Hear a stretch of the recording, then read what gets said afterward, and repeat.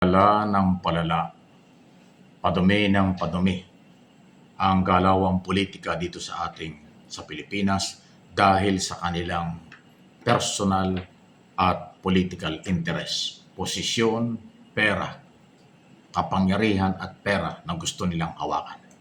Kaya ko ito sinasabi dahil ito pong isa sa mga original na Malita Boys, Orly Gutesa, na binitbit nitong si Senador Marcoleta sa Blue Ribbon Committee hearing noon at nagbasa ng statement, pamali-mali pa, nagkatawanan pa dahil nagagalit si Marcoleta, ay lumabas na ang totoo.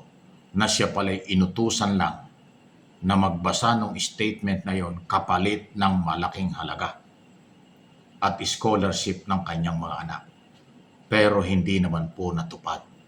Pagkatapos po na kanyang basahin yung statement na kailang pinagtatalunan ni Marcoleta dahil pamali-mali ang pagbabasa, na di umano, sabi ni Orly Gutesa, ang gumawa daw po noon ay anak ni dating Congressman Mike Defensor. In other words, Marcoleta Defensor ang kanyang itinuturong nasa likod ng kanyang pagharap noon sa Blue Ribbon Committee. Napakatindi niya.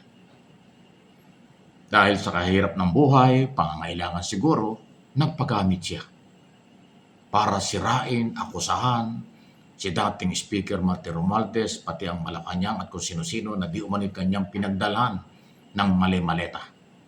Basura ang tawag nga niya, mali-maletang basura. Nakala natin totoo.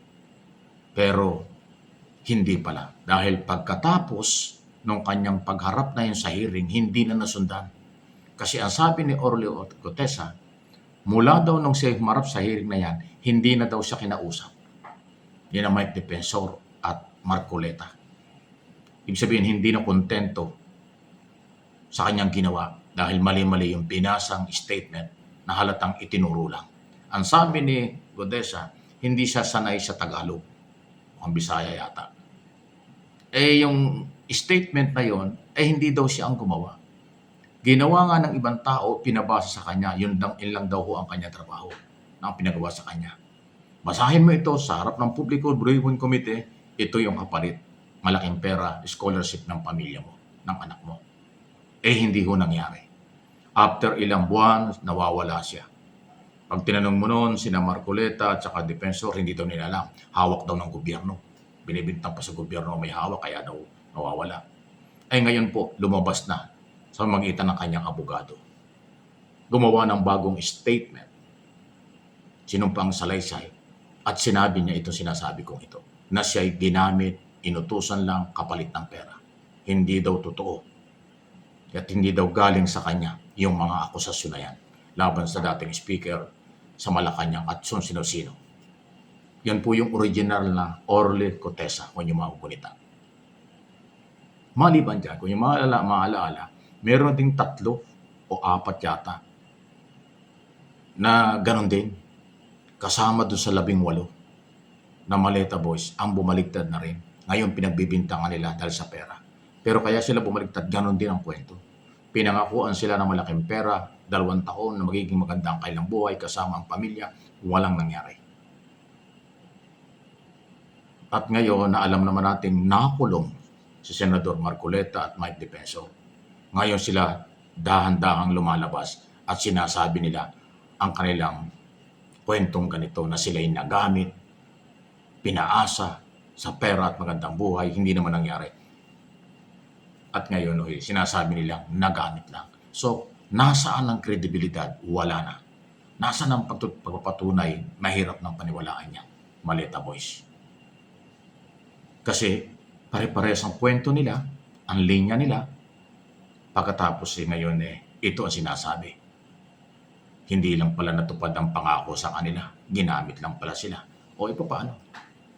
Natural pagdating sa husgado niya na magkakabalo-baloktot yan. Madidismiss lang ang mga kaso kapag ipinalang kaso laban doon sa mga inaakusahan nila kasi sirang-sira nga yung kanilang kredibilidad. At maliban doon, patong-patong pa yung kailang mga kasong cyber libel at perjury. Kasong kriminal yan. Yan po ang totoo. Yung paglantad ng Yung tama, yung tatlong nauna plus ngayon itong isa, 4 na sila. So, compare doon sa natitira na Malita Boys, sinong ating papaniwalaan ngayon? Siyempre, yung mga galit sa gobyerno, doon naniniwala sa kasalukuyang mga hindi pa bumabaligtad na Malita Boys. Yun naman naghahanap ng katotohanan at hindi magpapagamit, hindi nagpapaninlang, mas papaniwalaan nila. Ito mga nagbawi ng statement dahil sila, buhay nila ito. Ito yung kanilang pinagdaanan. Ito yung kanilang inasahan, hindi nangyari. Ito yung naging kapalit ng kanilang paghihirap. Nagtatago ngayon. Nasa probinsya raw. Merong video, merong interview ang GMA7 dyan, kaya hindi ko ma-play sa inyo dahil magiging copyright yan. Pero nadinig ko na yung buong interview. Ang taba na nga ni Orly Gutesa eh. Ibang-iba na yung itsura. Kung hindi nagsalita, hindi mo makilala siya eh. Malaki-malaki na pinagbago niya. Medyo tumaba at mukhang malayo ang pinaglugar kung saan siya nadudoon. Hirap na hirap ang Tagalog. Di ba? So, paano ngayon yan? Ang pinakamagandang gawin ng Blue Ribbon Committee ng Senado at ng Kongreso sa parte ng in aid of legislation, gumawa sila ng batas na magbibigay ng mabigat na kaparusahan sa mga taong gumagamit sa kahinaan, kahirapan, kawalan nitong mga taong ito. Yung mga politikong at mga kusinong dyan na gumagamit para manira ng kapwa politiko, manira ng gobyerno, gagamitin itong mga inosenteng mamamayan, pangangakuan ng pera at magandang buhay, hindi naman magkakaroon ng katuparan, dapat yung mga yan ang parusahan. Yan ang aid of legislation. Mabigat na kasong kriminal ang i-file dyan po sa mga taong gumagawa nito. Marami na ho, paulit-ulit na. Ilang dekada na po na nagkakaroon ng mga public hearing sa Blue Ribbon Committee, sa Kongreso at Senado at kung ano-anong komite. Pagkatapos ng kailang mga statement, hindi nagtatagal, nagbabaliktaran. At sinasabi nila yung totoo, inutusan lang sila, pinangakuan lang nito, binayaran sila nitong mga grupong ito, ng mga politikong ito. Yun ang dapat habulin. Panagutin sa batas, ipakulong. Kasi sila yung naninira, sumisira sa ating bansa. Dahil sa kailang sarili at political interest. Hindi naman gagawin ng mga politikong yan eh. At mga negosyanteng yan na nakikialam sa takbo ng gobyerno. Kung hindi merong interest sa kanilang negosyo, sa kanilang posisyon at sa pera ng bayan.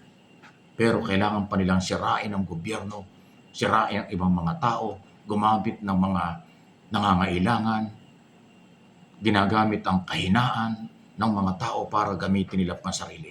Kaso bumibigay na ganyan, kaya sumasabit sila. So mga senador, mga congressman, inuulit ko, in aid of legislation, yan po yung isa sa mga inyong pag-aralan kung anong batas ang pwedeng magawa.